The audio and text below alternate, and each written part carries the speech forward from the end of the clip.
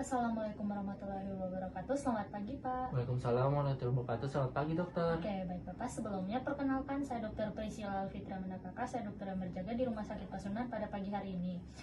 Baik Bapak, di sini saya izin konfirmasi yang ingin diperiksa anak Bapak ya? Iya, dok. Oh iya, baik Bapak. Baik Bapak, sebelumnya di sini saya izin untuk konfirmasi lagi ya data diri anak Bapak. Takutnya ada kesalahan identitas pada pasien. Oke, baik Bapak. Bapak, apa benar di sini dengan anak Neo yang berusia 2 tahun, Pak? Benar, dok. Oke, Bapak alamat tempat tinggalnya di Jalan Burangrang ya, Pak? Ya, benar, dok. Oke, apa benar dengan nomor rekam medis 12345? Ya, benar, dok. Oke, baik Bapak, terima kasih. Nah, selanjutnya Bapak, di sini saya akan menjelaskan prosedur secara singkat yang akan kami lakukan. Di sini kami akan melakukan serangkaian pemeriksaan, dan juga di beberapa pemeriksaan itu kami akan meminta untuk anak Bapak itu diekspos bagian tubuhnya, karena pemeriksaan itu butuh secara kontak fisik. Nah, mungkin pemeriksaan itu akan terasa tidak nyaman. Namun kami akan mengusahakan semaksimal mungkin agar pemeriksaan itu tetap berjalan dengan baik dan anak Bapak tetap merasa nyaman. Oke, apakah Bapak sudah mengerti, Pak? Sudah, dok. Oke, apakah ada yang mau ditanyakan, Pak? Tidak ada, dok. Oke, baik Bapak, silakan membaringkan anak Bapak ke meja pemeriksaan. Saya akan menyiapkan alat-alat sekaligus mencuci tangan saya menurut standar dari WHO. Oke, baik, terima kasih Bapak. Sama-sama, dok. Baik, saya sudah mencuci tangan saya. Selanjutnya di sini saya akan melakukan pemeriksaan awal. Nah, di sini saya akan melakukan pengamatan dengan cermat dan lihat pasien itu sebelum saya menyentuh pasien tersebut. Nah, di sini saya akan melihat apakah pasien tampak sakit atau tidak. Nah, di sini saya melihat pasien itu sedikit sakit. Nah, kemudian sakit pasiennya itu seperti dia sedikit meringis dan juga posisinya itu masih dalam keadaan normal seperti ini, berbaring dengan normal. Kemudian kesadaran pasien itu dalam kesadaran yang baik atau pasiennya itu masih bisa merespon ketika saya menyentuh pasien atau melihat atau mencoba untuk berkomunikasi dengan pasien. Kemudian untuk pernafasannya itu atau laju pernafasan dan usaha pernafasan dari pasien saya akan coba periksa. Nah, di sini masih normal untuk nafasnya yang sudah saya lakukan selama 1 menit, dan juga untuk usaha dalam bernafasnya itu masih dalam usaha yang baik. Kemudian untuk sirkulasi atau tekanan darahnya pasien, setelah tadi saya sudah lakukan pemeriksaan tekanan darah menggunakan sphygmomanometer, untuk tekanan nadinya itu 120/80, itu masih dalam laju pernafasan yang normal. Kemudian tidak terdapat sianosis atau kukunya itu mengalami kebiruan atau kelainan bentuk. Kemudian detak jantungnya itu dalam keadaan baik, denyut nadi juga baik. Kemudian suhu tubuhnya tadi yang sudah saya periksa juga, suhu tubuhnya itu 36,5 derajat Celcius, itu merupakan suhu tubuh yang normal. Kemudian saya akan tadi untuk pengukuran berat badan, itu berat badan bayi juga 20 kg, masih dalam batas normal. Kemudian panjang atau tinggi badan dari pasien juga sudah kita lakukan tadi, itu masih dalam batas normal, pasien itu masih baik. Kemudian saya akan lakukan pemeriksaan pada area kepala, di mana di sini saya akan mengidentifikasi area wajah pasien terlebih dahulu. Sini saya akan melihat apakah wajahnya itu tampak facies scoli atau tidak. Di sini tidak terdapat facies scoli. Kemudian rambut dari pasien, apakah rambutnya itu tampak kering atau mudah dicabut. Saya akan coba menarik sedikit dari rambut pasien. Di sini tidak mudah tercabut dan masih pada keadaan baik. Dan jika mudah tercabut, saya akan mencurigai kalau pasien itu kemungkinan mengalami anemia defisiensi besi. Kemudian mata pasien itu, di sini saya melihat untuk matanya itu dari sklera atau skleranya itu tampak pucat. Kemudian untuk saya akan melihat apakah ada pendarahan pada konjungtiva yang mungkin merupakan tanda pendarahan yang tidak normal atau pendarahan yang signifikan. Nah, di sini untuk skleranya itu harus benar-benar putih, yang bagian putih ini. Nah, ini masih dalam keadaan baik. Dan juga jika skleranya kuning, mungkin merupakan tanda pertama dari icterus yang klinis. Kemudian saya akan identifikasi massa dan pupil mata pasien. Nah, di sini masih dalam keadaan baik. Kemudian saya akan melakukan pemeriksaan pada hidung, apakah terdapat epistaxis atau mimisan atau tidak. Di sini tidak terdapat. Kemudian pada area mulut, saya akan memeriksa untuk warna bibirnya itu apakah tampak pucat atau tidak. Di sini warna bibirnya itu tidak pucat. masih dalam batas normal. Kemudian mukosa mulut, saya akan membuka sedikit dari area mulut pasien. Di sini juga tidak pucat. Kemudian lidah dari pasien apakah halus atau tampak kemerahan. Ini mana jika tampak kemerahan merupakan tanda dari anemia megaloblastik. Kemudian saya akan melihat apakah ada stomatitis angularis atau terdapat sariawan, pembengkakan pada area mulut atau oral patch, yaitu tanda kandidiasis atau tanda kandidosis pada area oral. Nah, di sini tidak ada, kemudian gusinya juga tidak berdarah dari yang saya lihat, dan juga tidak ada hematemesis atau gejala muntah darah dari pasien. Baik, di sini saya akan melakukan pemeriksaan pada area leher atau bagian kelenjar getah bening. Di sini saya akan meminta pasien jika bisa dalam posisi duduk, saya akan meminta pasien dalam posisi duduk. Nah, di sini saya periksa bagian kelenjar getah bening yang umumnya itu saya periksa secara sistematis atau secara terstruktur.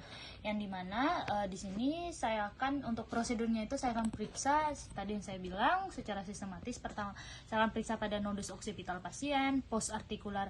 Di sini saya akan periksa pada nodus oksipital apakah terdapat benjolan atau tidak. Kemudian post aurikular, saya akan meraba apakah ada nodus atau benjolan atau tidak.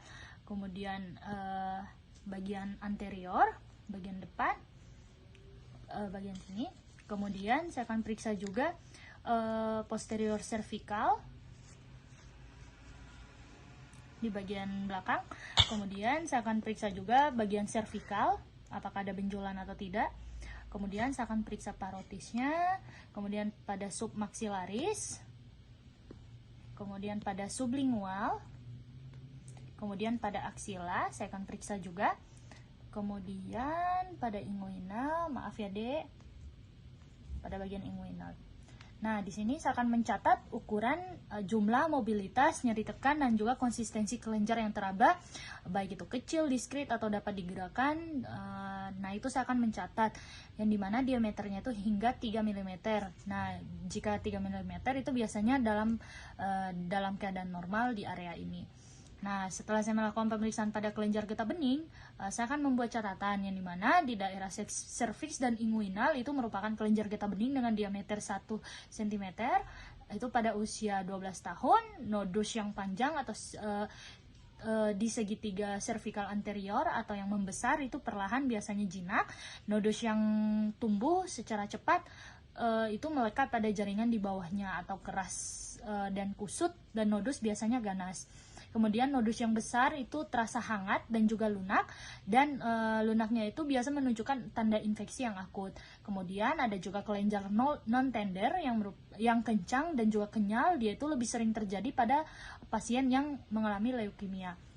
Kemudian ada juga benjolan keras jika teraba yang melekat satu sama lain pada kulit yang ditemukan pada anak penderita, khususnya itu pasien yang mengalami tuberkulosis. Kemudian ada juga nodus karet diskrit yang ditemukan pada limfoma ganas, dan juga nodus keras yang sangat keras terjadi pada pasien yang telah mengalami metastasis.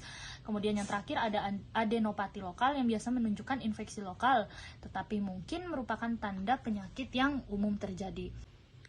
Baik, di sini saya sudah meminta pasien untuk berbaring kembali. Selanjutnya saya akan melakukan pemeriksaan jantung, yang dimana saya akan menghitung dan juga menginterpretasikan detak jantung yang saya temukan. Di sini saya gunakan dengan cara auskultasi atau sambil mendengar. Di sini saya menggunakan alat bantu yaitu stetoskop. Kemudian untuk mengetahui bising jantung dan juga bising jantung sistolik di seluruh area katup. Nah, di sini saya akan dengarkan dengan pasien dalam posisi duduk maupun terlentang seperti ini. Baik. Oke. Permisi Adek. Nah, di sini saya lakukan pertama pemeriksaan pada area pulmonal, area aorta. Kemudian pada area pulmonal. Kemudian pada area trikuspid, kemudian pada area mitral. Baik, di sini setelah saya mendengar, di sini saya akan menafsirkan Nah, di sini jika saya mendapat suara bising pada area katup jantung pasien yang sudah saya periksa tadi, itu merupakan tanda-tanda anemia berat. Nah, di sini yang dimana anemia berat itu dapat mengganggu fungsi jantung yang membutuhkan penanganan segera pada pasien. Nah, pada pasien tadi untuk detak jantungnya itu masih dalam batas normal, dan juga ketika saya melakukan pemeriksaan detak jantung, yang dimana untuk catatan penting yang perlu diketahui untuk detak jantung yang normal dan bervariasi dari pasien, yaitu jika 70 hingga 170 denyut per menit, maka itu denyut per menit, atau 120 hingga 140 denyut per menit itu harus segera setelah lahir pada pasien. Kemudian 80 sampai 140 denyut per menit itu pada anak-anak yang usia 1 tahun.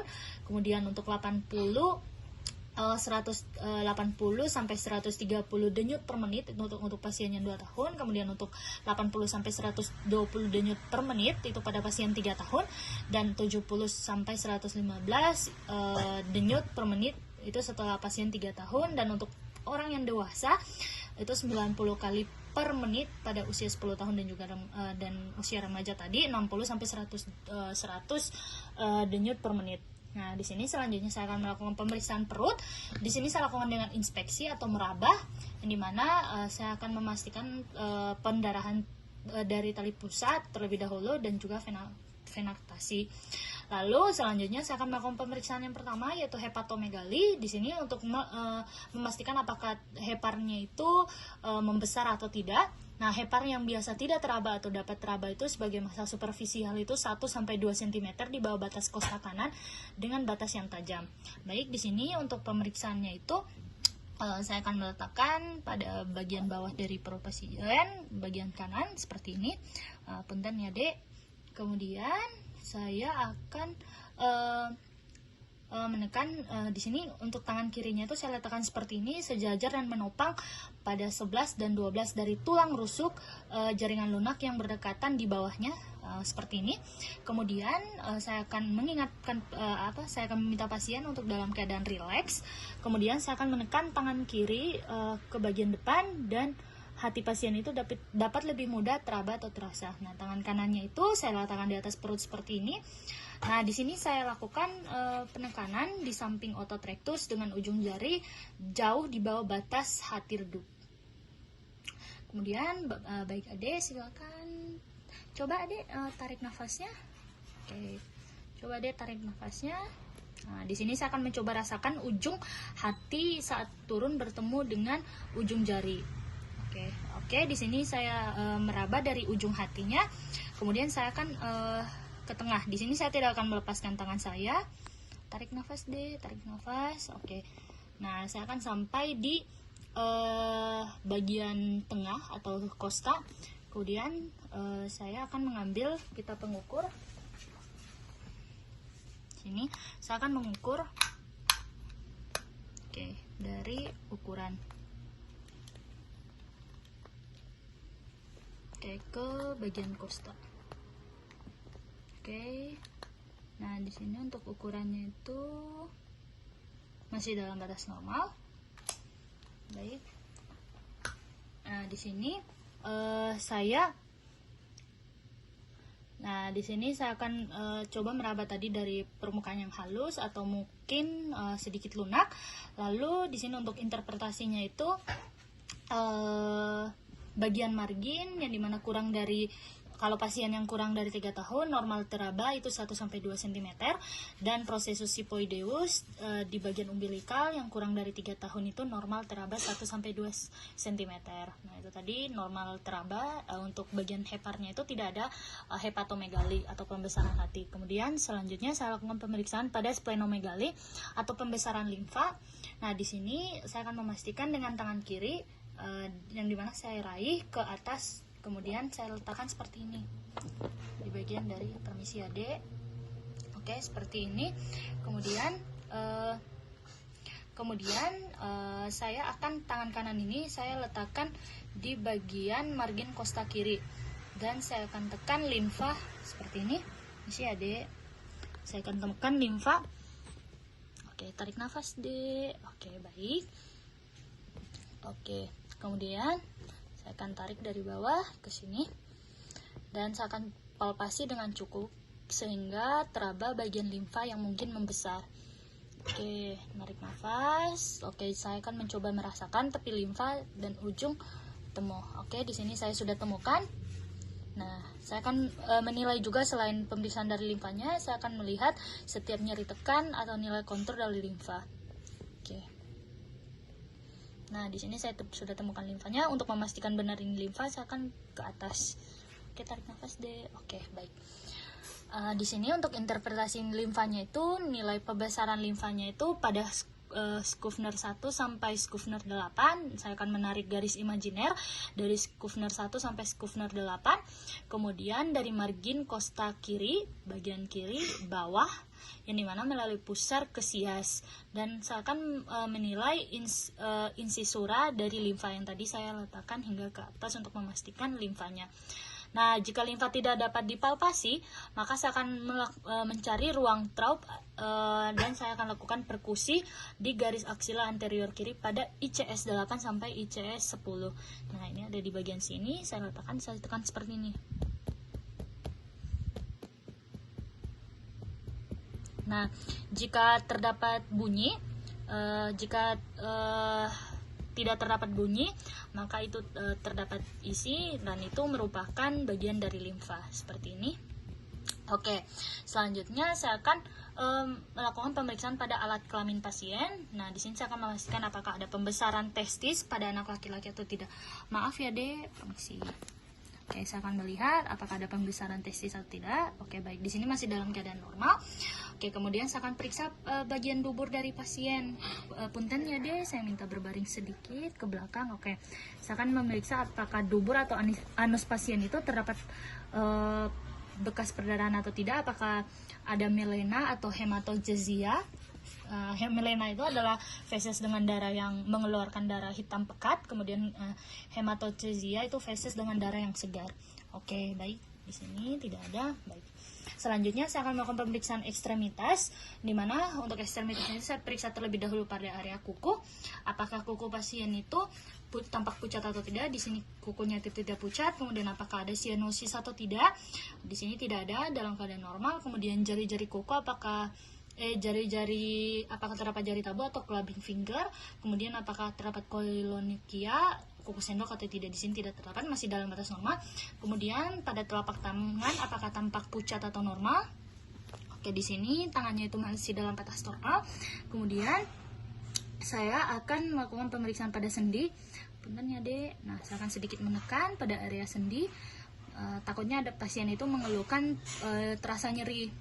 Nah, sendinya itu apakah ada hemartrosis atau nyeri tulang. Kemudian pada area kuku saya akan melihat pada area kulit apakah kulitnya itu tampak pucat atau keabu-abuan, yang dimana itu merupakan tanda hemosiderosis. Kemudian apakah kulitnya itu tampak kering atau tidak. Oke, apakah ada purpura atau tidak, yang bintik-bintik kemerahan, peteki atau tidak, sama juga bintik kemerahan, di sini tidak ada. Kemudian apakah ada memar atau tidak. Kemudian apakah ada hematoma atau tidak. Di sini untuk kulitnya itu masih dalam batas normal. Kemudian di sini dari hasil pemeriksaan yang saya temukan, di sini tadi saya melihat untuk kulit pasien itu pada area wajah itu tampak pucat, yang dimana saya mencurigai itu pasien mengalami anemia.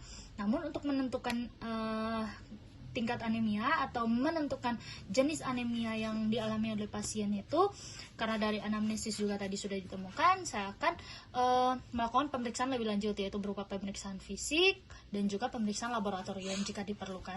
Nah, di sini untuk memperkirakan tingkat keparahan anemianya itu, nah untuk anemia ringan atau sedang itu tampak pada konjungtiva, mukosa mulut dan kuku dan palmar, apakah ada palmar manus atau tidak, dan juga kulitnya. Jika anemia berat itu dapat mengganggu fungsi jantung dan membutuhkan perawatan segera. Nah, tadi untuk pasien itu konjungtivanya itu masih ada tampak konjungtivanya itu tampak pucat, kemudian wajahnya juga tampak pucat. Nah, itu saya kategorikan pada anemia ringan atau sedang. Kemudian saya juga akan dari hasil pengamatan dari identifikasi massa di lokasi lain itu tidak terdapat, maka ini bukan anemia yang berat. Kemudian saya akan menentukan apakah jika tidak ada perdarahan atau tidak perlu maka tidak perlu dilakukan pemeriksaan. Kemudian di sini jika terdapat benjolan yang ditemukan, nah benjolannya itu apakah tunggal atau ganda, single atau multiple, apakah gusinya itu tampak gusinya itu tampak berdarah, mimisan, sendi luka saat operasi atau sunat pada pasien laki-laki, bekas sirkumsisi atau di lokasi lain, dan juga apakah tampak simetris atau asimetris, kemudian selaput lendirnya itu selaput lendirnya juga apakah ada hematosis atau kelainan dari bentuk sendi. Oke, alhamdulillahirabbil alamin, pemeriksaannya sudah berjalan dengan baik. Selanjutnya saya akan beritahukan kepada orang tua yang bertanggung jawab dari pasien. Kemudian saya akan mencuci tangan saya menurut standar atau 6 langkah dari WHO.